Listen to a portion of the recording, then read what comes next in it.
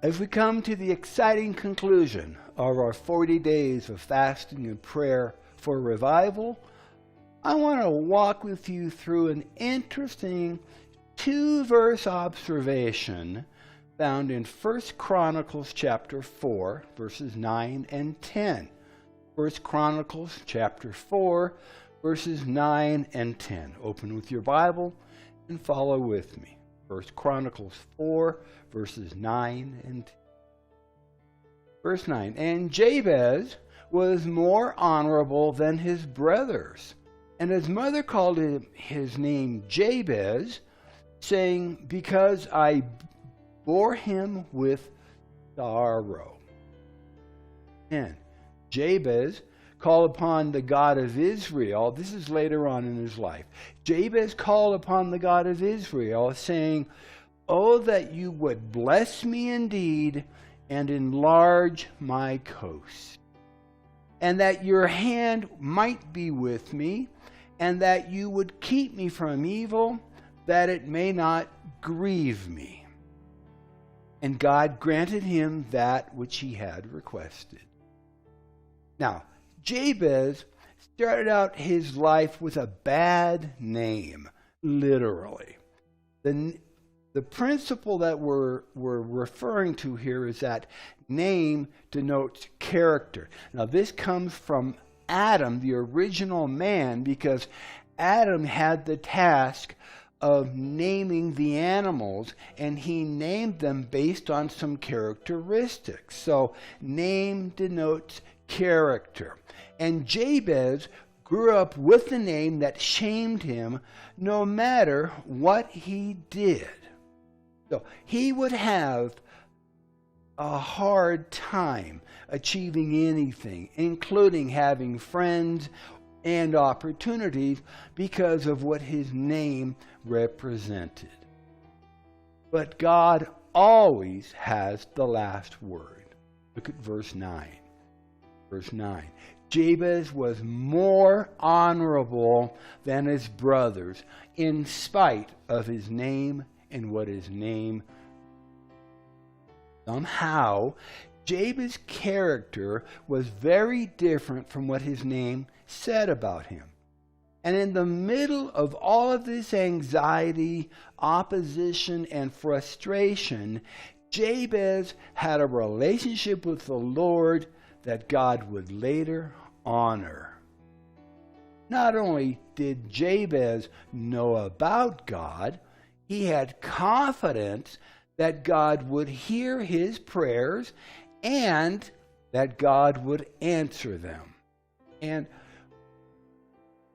we can know this because Jabez had asked for the Lord to do things that would benefit others as well as himself, and he approached the Lord with boldness, not hesitating or doubting. The phrase, enlarge my coast, meant to enlarge his sphere of influence. That, in and of itself, was a huge request. Remember that his name meant that his mother had birthed him in sorrow. What was that sorrow? Was it childbirth? Was it her inability to care for him?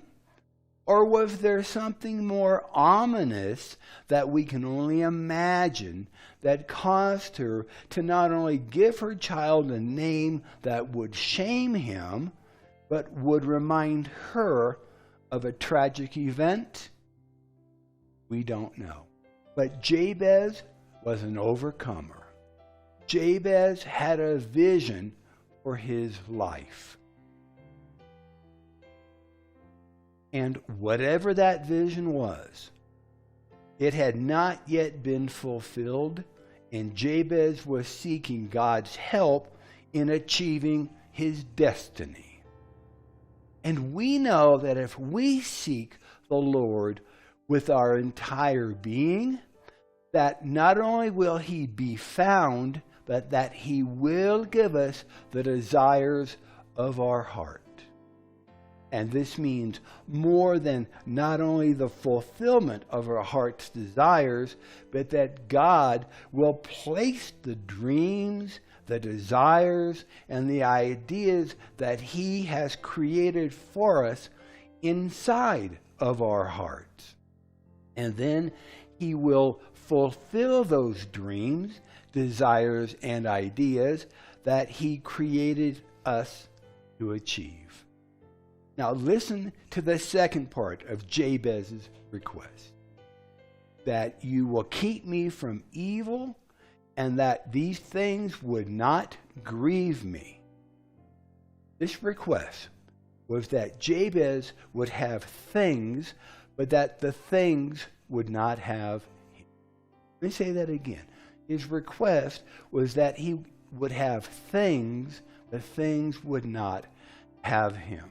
This included his heart, his time, his talents, and his treasuries. Jabez knew God, and God knew Jabez. Look at what others had said to the Lord. In 1 Chronicles 29, verses 11 through 12. 1 Chronicles chapter 29, verses 11 and 12. Thine, O Lord, is the greatness and the power and the glory and the victory and the majesty. For all that is in heaven and on the earth is thine. Thine is the kingdom, O Lord, and thou art exalted as head above all. Both riches and honor come of thee, and thou reignest over all. And in thine hand is power and might. And in thy hand it is to make great and to give strength to all. 1 Chronicles 29, 11 and 12. Proverbs chapter 10, verse 22. Proverbs 10, 22. The blessing of the Lord, it makes rich, and He adds no sorrow to it. The blessing of the Lord, it makes rich. He adds no sorrow. In 1 Kings chapter 3, we read 1 Kings chapter 3, verses 7 through 14. Solomon prayed to the Lord, and he said, I am but a little child. I know not how to go out or how to come in.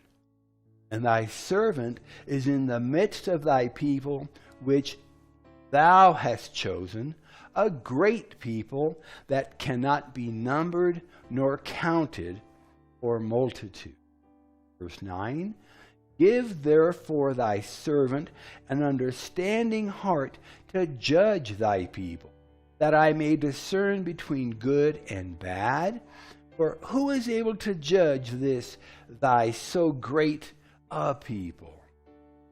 And this speech, this request, this prayer, this petition pleased the Lord, that Solomon had asked this thing. And God said unto him, because thou hast asked this thing, and hast not asked for thyself a long life, neither hast asked riches for thyself, nor hast asked the life of thine enemies, but hast asked for thyself understanding to discern judgment. Behold, I have done according to thy words. Lo, I have given thee a wise and an understanding heart, so that there was none like thee before thee, neither after thee shall any arise like unto thee. Verse 13, and I have also given thee that which thou hast not asked, both riches and honor, so that there shall not be among the kings any like unto thee all thy days. And if thou wilt walk in my ways to keep my statutes and my commandments, as thy father David did walk, then I will lengthen your days. In 1 Kings chapter 4, 1 Kings chapter 4, verses 29 and 30. And God gave Solomon wisdom and understanding exceeding much, and largeness of heart, even as the sand that is on the seashore. And Solomon's wisdom excelled the wisdom of all the children of the east country and all the wisdom of Egypt. Jabez was able to approach the Lord with such bold requests because of his humbled heart. And a humbled heart is a part of obedience that comes from fasting and praying. And it pleased the Lord to bless Jabez and to honor his requests, just as for King David and for King Solomon.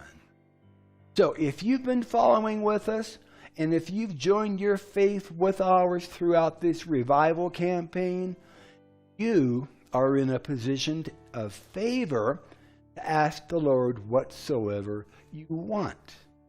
No matter if you fasted 1 day, 3 days, 14 days, 21 days, or even 40 days. 1 John 5, verses 14 and 15 reminds us, and this is the confidence that we have in him, that if we ask anything according to his will, he hears us. And if we know that he hears us, whatsoever we ask, we know that we have the petitions that we desire of him. Thank you for joining with us. Thank you for praying with us and for praying for us. Thank you to those who have supported us financially as well. The blessings of the Lord belong to those who seek him and ask. This is Pastor Steve. Our church is La Viña de Gracia in La Calera, Colombia, a little ways outside of the capital city of Bogota. So until next time, may the Lord richly bless you, prosper you, and keep you safe as you follow hard after him. Be sure to send us your testimonies of what the Lord has done for you and those around you as we complete this 40-day time of fasting and praying and seeking the Lord in all things. And we'll see you next time. God bless.